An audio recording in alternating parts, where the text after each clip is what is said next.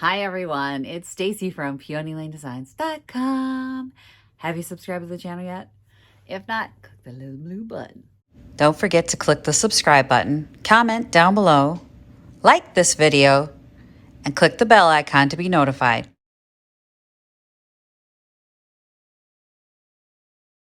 I always complain that I've got like no little tables and stuff like that to work on, and I decided to go out to the garage, pull this little number out.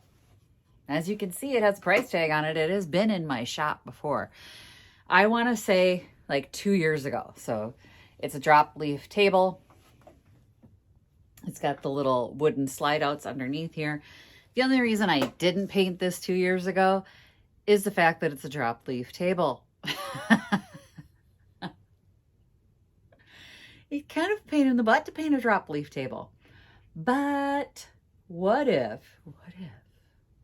I mean, it's damaged. It's seen better days. What if we did a natural top? Because my concern is always like paint inside these little spaces ends up shipping off really easy. Like you could put the paint on there, but it's not going to last for any length of time if this is used and actually up and down and up and down. It's gonna wear. And then just paint the base. I don't know. Magic gray. But it's just a cute little table. What did I have on it before? $18 I had on it and nobody bought it. Because I thought they can make it their project, right? Nope. $18 and it sat for months and months and months in my booth. So now it's my problem. Challenge accepted. I think what I'm going to do is, I don't think I can take, I can take the base off. Oh, that's going to make this so much easier. Yay. Couldn't remember if I had glued this and tightened it or not. Okay, so we've got a separated base. And now I can just take the pieces and parts off. I think what I'll do is unscrew. I don't like those hinges. This is pressed plywood.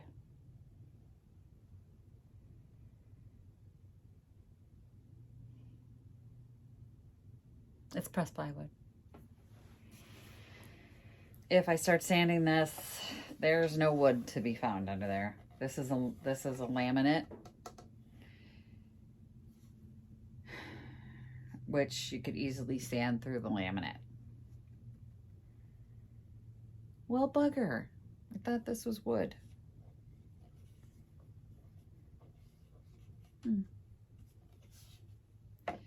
Well, we're going to paint it. Everything I said is a lie. It's going to be great.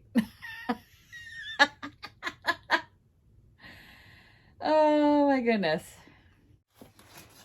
There's one leaf. 2 leaves. Well, they don't even stay up very well, do they?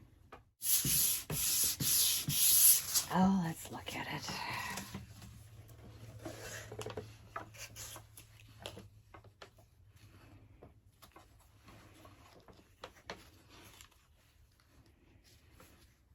Well, those were never going to hold those straight.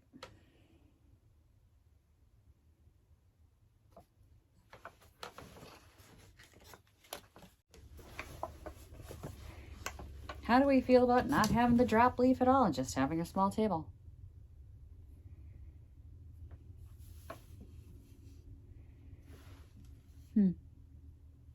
Because that is like, not good. Okay, so decisions had to be made on the table. My choice was to remove the flaps. Wasn't easy either. I had to take a crowbar and yank the hinges out because the screws were all stripped. So to repair it would have taken, I was going to have to build a new swing arm, and I'm like, I got a trip coming up. I don't have time and I need this on the floor. So I need this done for May, and I've got to a week-long trip coming up. So I took the drop leaves off because people really want smaller tables. I don't think the drop leaf was going to be of benefit to anyone. So I took them off. We'll save them. We'll use them for something else, or they'll get repurposed somewhere along the line. I don't know. I don't know what I'll do with them, but this is now my new tabletop. So I need to fill these holes. These I can't do a thing about. I mean, they're there. I could try and get them out, but they're the same little screws and they're all stripped, and we're just going to pretend they don't exist. And you know, maybe I won't fill them. Maybe I'll just sand them. It's a time issue at this point. I'm just running out of time. So let's sand them down and see what happens. How about we just sand them and see what happens? And then, I mean, I can take a look at the paint situation. I'm thinking magic gray. While I'm sanding it, why don't I hit the top? We'll see if I break through the veneer, because if I break through the veneer, whatever. I'm going to paint it anyway, right? But if I don't break through the veneer, I could still do a natural top on it. Get the sander out and give it a go. Well, let's see. Oh, what the heck is going on there? All right. I did not bust through the veneer. Yay, me! Sometimes it's like I know what I'm doing. And other times I get a little bored and I just go after it and I bust through. But this looks good. I'm actually really, really pleased. You can see how it went from this dark to this. So I say we get the magic gray out, paint the base, and well, let's get this sanded down first. So there were a lot of chips and damage from where the drop leaves were. I want to make sure that you're not seeing that through the paint, so I'm going to sand that down, smooth out these edges just a little bit. Just a little bit. And I think to do that, I am going to use the power sander just because, why not? I've already made a mess. This is why I can't go out in public after I've worked for a day. I've got the very last of the original magic gray.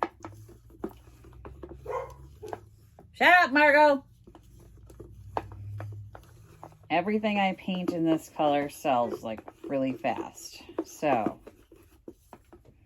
let's use it. I've got an art brush to do the edges when I flip it over, but I want to get underneath it first. I am painting the underneath just because this looks like it was homemade. It's not exactly the prettiest thing. It's a little chopped up here in the center. I just want to make sure that if you see any part of the underneath, it just sort of blends into the rest of it. All right, the bottom is done. I'm not going to go ham on this and do 18 coats on the bottom just because who's going to see it really? It's just to clean it up so that if you get a glimpse of it from an angle on the floor, you're not seeing ickies. But it doesn't have to be perfect. You know what? I have to thin that paint a little bit. I need to let this dry and then I'm going to flip it over and paint the trim. While I'm doing that, I'm going to tighten the screws on this. Just a screw down on there. Keep the legs tight.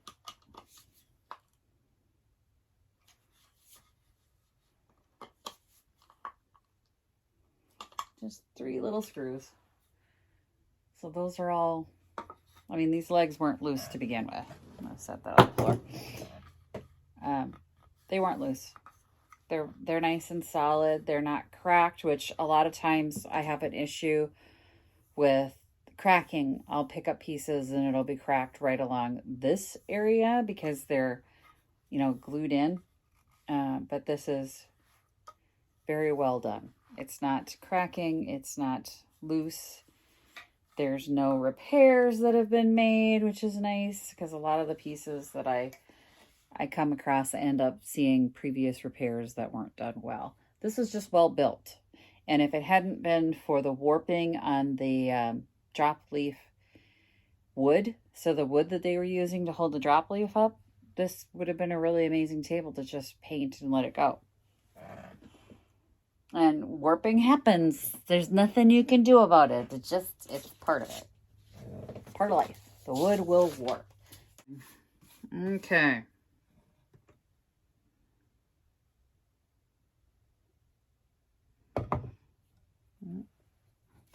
This is fun.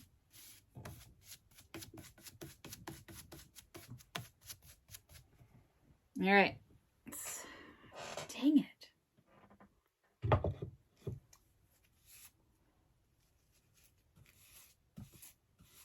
It's just soaking in the paint.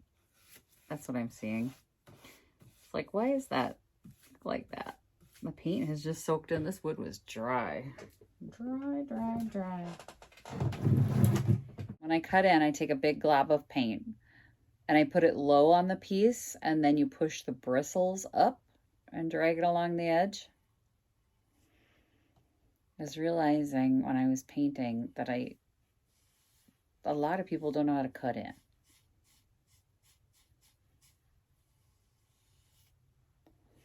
And I sometimes forget to show you guys.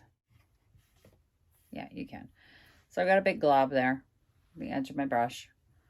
And I put that down here on the lower portion, not near the wood. So I want to cut in around the wood here so you can see it's even drippy. Drippy.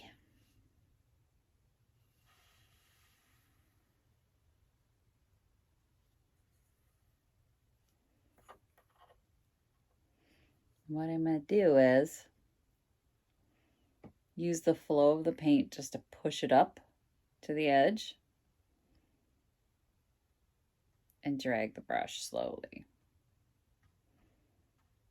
So the paint is just riding the edge of that wood.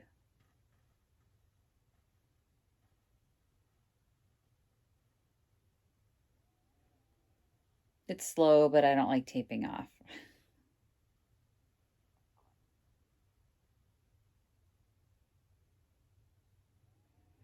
So that big glop of paint is basically just flowing up to the edge.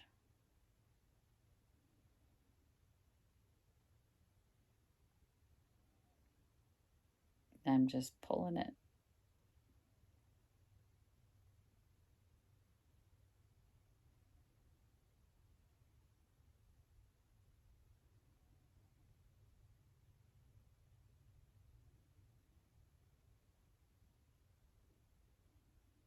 There we go.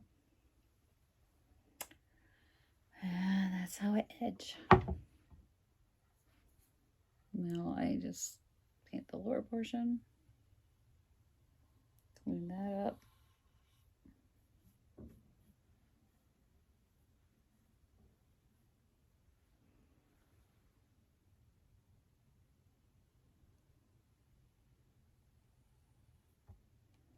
Clean my table off. All right, next edge. I think it's easy, but I've had practice, so. There's my bubble of paint. Just right along the edge.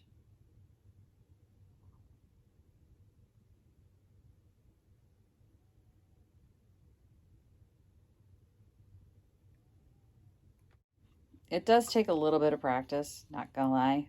Like the first time you try this, you're not gonna be perfect at it, but I do think learning to cut in is a good idea.